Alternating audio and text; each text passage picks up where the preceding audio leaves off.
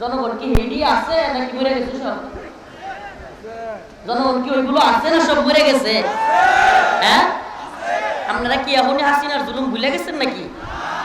আমি তো বলি 48 মিনিট দেরি হইলে হাসিনার পাওয়া যেত কই জানেন? জনগণের লোকের সিপাই। এছাড়া উপায় নাই, কারণ লোকের সিপাইও কে পাইল? কেউ কইলো আমি লোকের সিপাই তো না, চিমড়া নিয়ে আসতো, চিমড়া। জনগণের খুব এত পর্যায়ে গেছে, এটা 1-2 দিনে হয় নাই। অনেকে অনেক ধরনের বিশ্লেষণ করে। আমি কি করি জানেন? আমি কি বলি, 2013 সালে শত শত আলেম ওলামা হাফেজ ছাত্রদেরকে রাতের গভীরে হাসিনা গুলি করে মারা যায়। আপনার কি মনে হয় মানুষের মধ্যে সিম্পেথি, দরদ কাজ করে নাই? আল্লামা দেলোয়ার হোসেন সাঈদী রাহিমাহুল্লাহ এদেশের লক্ষ লক্ষ যুবকদের মুহাব্বতের মানুষ, এই দল আর ওই দল নাই, সব দলের মানুষ দেলোয়ার হোসেন সাঈদী রাহিমাহুল্লাহকে ভালোবাসত। এই লোকটাকে হত্যা করে হাসিনা বের করছে, এই ক্ষোভটি জনগণের মধ্যে ছিল না? আপনার কি মনে হয় খুব একটা দুইটা জমা হয়েছিল জনগণের? এত খুব একসাথে জমা হয়েছে যে হাসিনার মাংসের লক্ষ্যের মধ্যে হাসিনার মাংস পাওয়া যেত না। আর এখন হাসিনারে নিয়ে আইব বাংলাদেশে, তাহলে ট্রাম্পের নিজের এনে থাকতে হইব আর আমেরিকার বাহিনীও লাগবে। এরপরে মানুষ আমেরিকার বাহিনীর বিরুদ্ধে বিদ্রোহ ঘোষণা করতে পারে।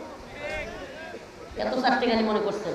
পৃথিবীর ইতিহাসে লিখে রাখেন কথাটা আজকে, পৃথিবীর ইতিহাসে কোন স্বৈরাচারকে জনগণ অভ্যুত্থানের মাধ্যমে বিতাড়িত করেছে আবার ফিরে আসছে ইতিহাস নেই।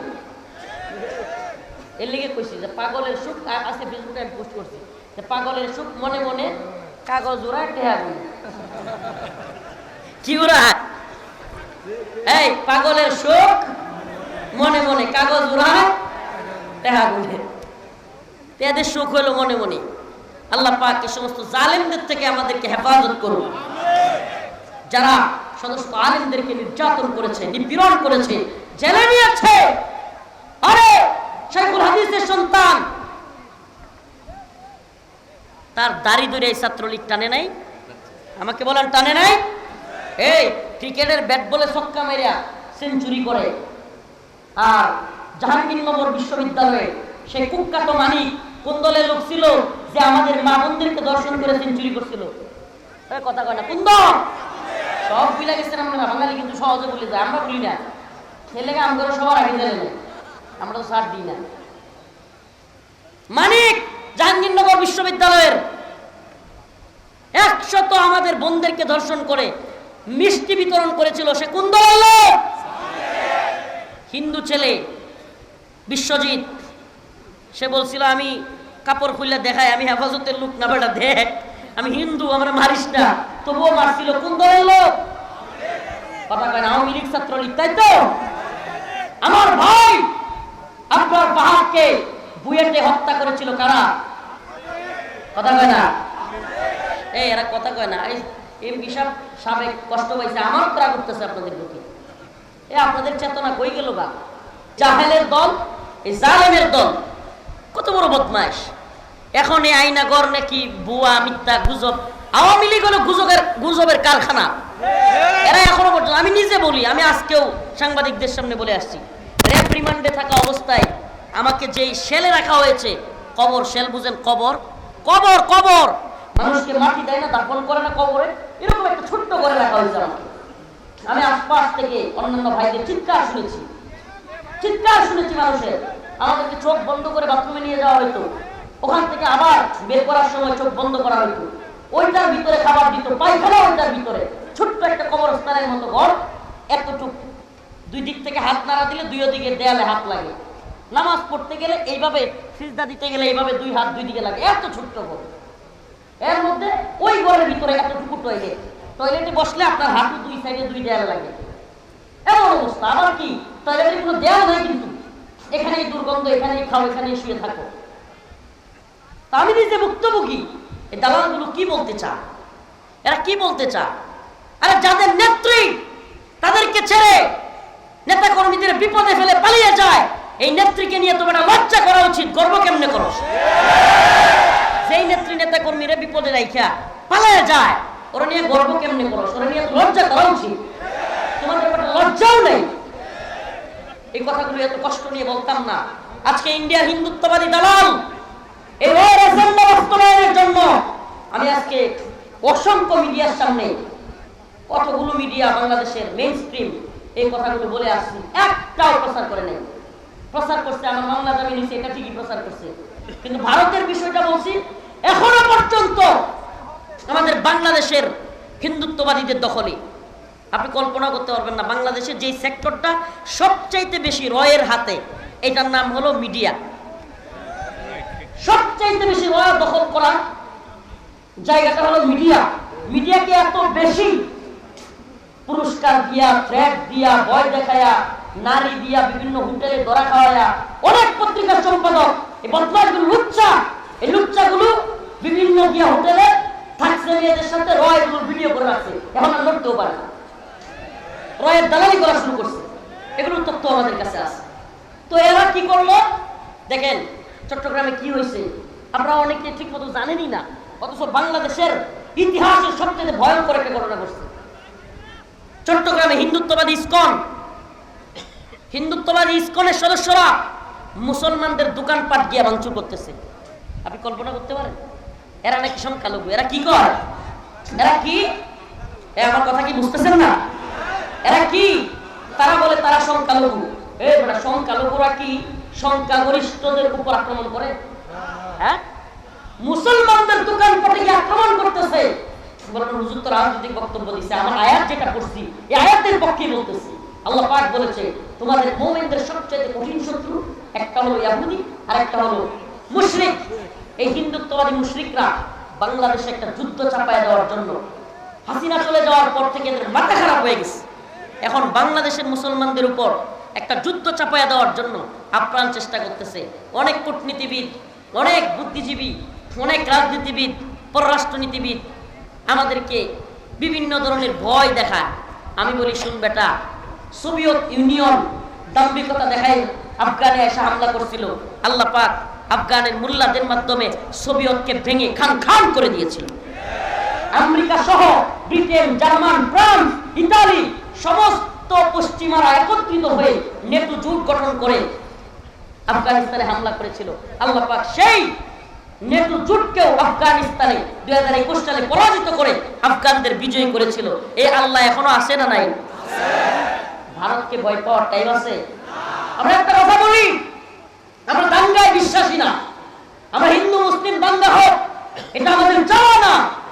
আমরা মুসলিম সংখ্যাগরিষ্ঠ দেশে অন্যান্য ধর্মাবলম্বীরা থাকবে, সহাবস্থানে বিশ্বাসী, কিন্তু তাই বলে ইসকন নাম দিয়ে রয়ের দালালি করে হাসিনাকে আবারও ক্ষমতা আনার জন্য এদেশে দাঙ্গা বাজাবে সুস্পষ্ট ঘোষণা করি।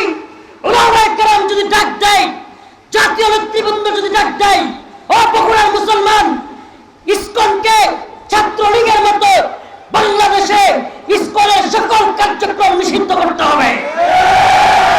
শুধু তাই নয়, ইসকনের বিরুদ্ধে প্রয়োজনে চট্টগ্রাম অভিমুখে লং মার্চ করা হবে। এরা কি করছে? আমাদের মুসলমানদের দোকানের মধ্যে গিয়ে হামলা করে বসেছে। অনেক ধৈর্য ধরা হয়েছে, অনেক ধৈর্য ধরা হয়েছে।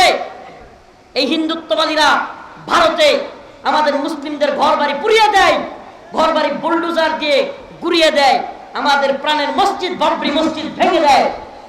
এরা নাকি আবার বাংলাদেশের বন্ধু, এরা নাকি স্বামী স্ত্রীর সম্পর্ক। কত কিছুই তো বললো না।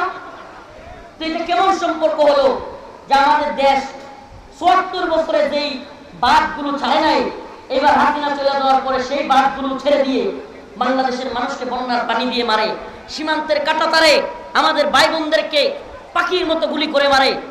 আবার আমাদের দেশ দিয়া রেল লাইন নেয়, ট্রানজিট নেয়, আমরুপালি নেয়, ইলিশ নেয়, সব নিবে, আবার দেওয়ার সময় আমাদেরকে লাশ দিবে। এটার নাম বন্ধুত্ব? এটার নাম বন্ধুত্ব? আমাকে আজকে সাংবাদিকরা, অনেকগুলো পত্রিকা, অনেকগুলো মিডিয়া ছিল, জিজ্ঞেস করছে হুজুর আপনারা আগামীর রাজনীতি অবস্থা কি দেখতে চান বাংলাদেশে, এই সরকারের কাছে আপনাদের কি বলা? এই কথাটা প্রচারই করে নাই। আমি বলে আসছিলাম এই সরকারের কাছে আমাদের কথা, আপনারা শত শত লাশের শহীদের আমরা ধারণা করি, আল্লাহ পাক জালেমের বিরুদ্ধে যারা শহীদ হয়েছে, নিহত হয়েছে, আল্লাহ পাক তাদেরকে শহীদ হিসেবে কবুল করুন। শত শত লাশ কিংবা শহীদের লাশের উপর দিয়ে, স্তূপের উপর দিয়ে আপনারা ক্ষমতায় এসেছেন। আপনাদের প্রতি জাতির প্রত্যাশা অনেক, কিন্তু এটা মনে রাখবেন, হাসিনা ভারতের গোলামি করার কারণে এ দেশবাসী ভারতের গোলামি পছন্দ করে নাই, এক ফ্লাইং কিক মেরে দিল্লিতে পাঠাইছে। আপনাদের প্রতি প্রত্যাশা থাকবে, অন্য কিছুর ব্যাপারে কি করবেন আমরা জানি না, কিন্তু ভারতের ব্যাপারে নমনম করা যাবে না। এই বাংলাদেশের ধর্মীয়ভাবে বলেন, রাজনৈতিকভাবে বলেন, ভৌগোলিকভাবে বলেন, বর্তমানে বাংলাদেশের সবচাইতে বড় শত্রুর নাম হলো ভারত। এই বিষয়টা যে যত বেশি দেরি করবে বুঝতে, গদবাধা জিন্দেগি বাদ দেন, গদবাধা চিন্তা বাদ দেন।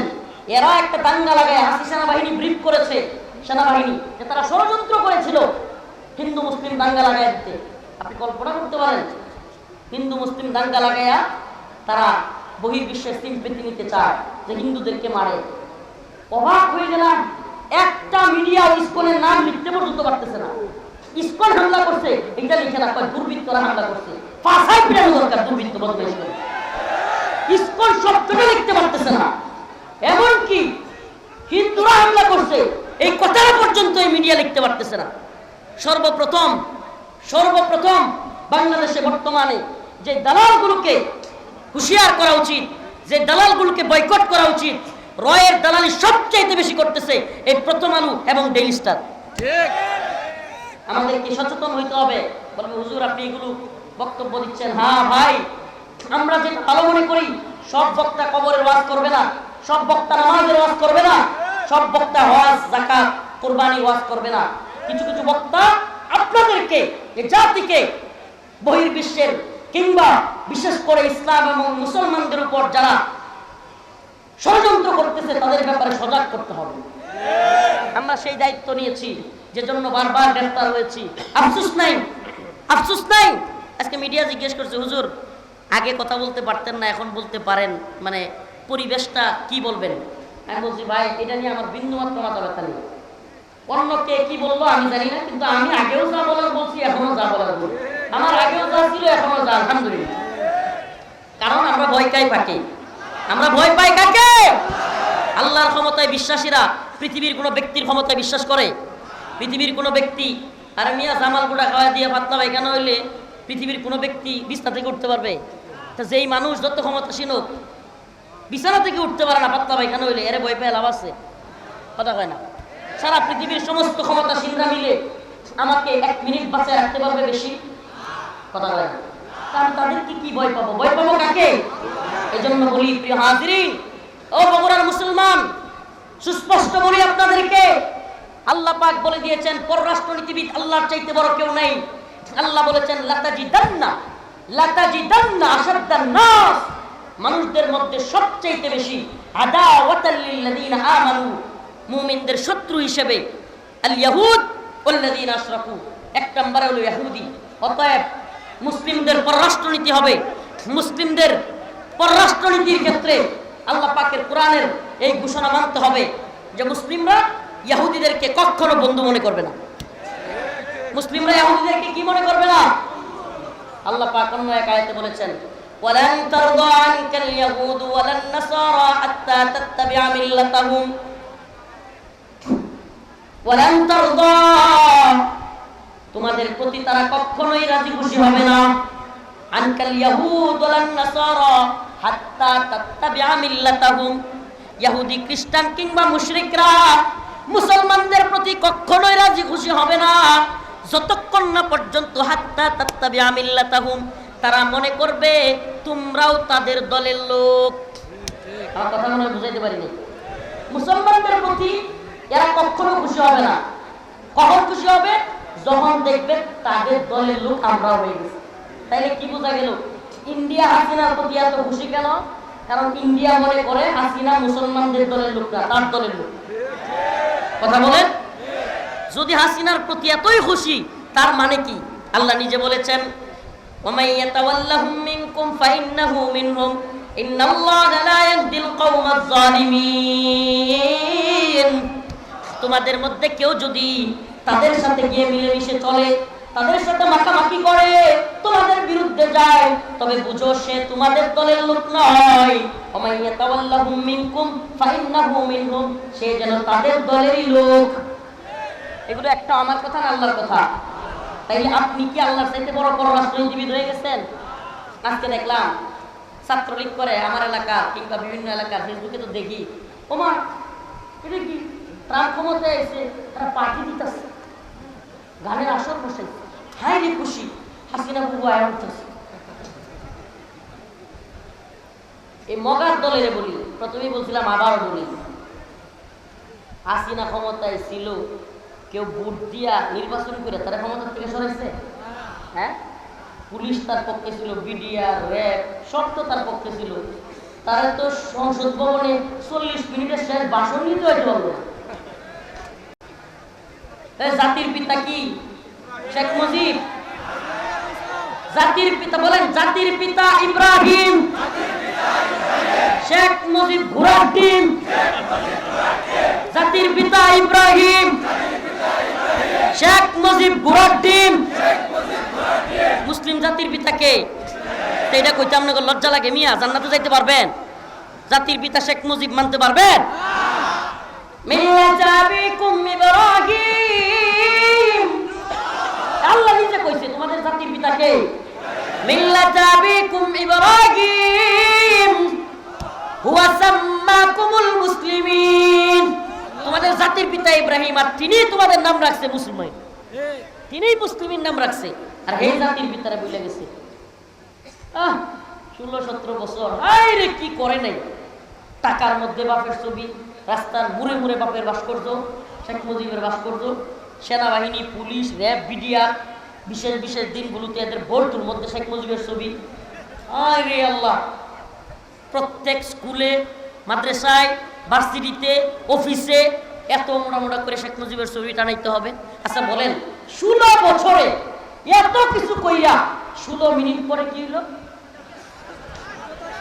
কল্লা ধরে মারোটান মুজিব হইছে কানটা।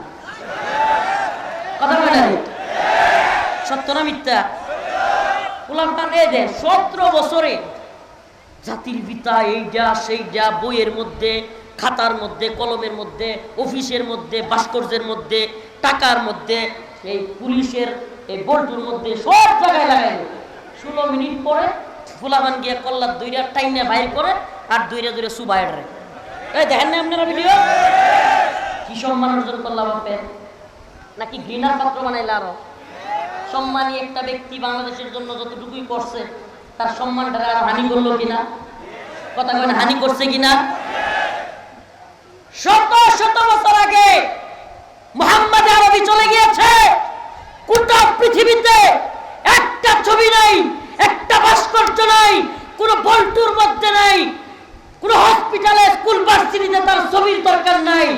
আল্লাহ ওয়াল্লাহি বিল্লাহি, খোদার কসম, এখনো নবীকে নিয়ে পৃথিবীর আনাচে কানাচে একটা কথা বিরুদ্ধে বললে শত শত কোটি একসাথে মুসলিমরা গর্জে ওঠে তাদের বিরুদ্ধে।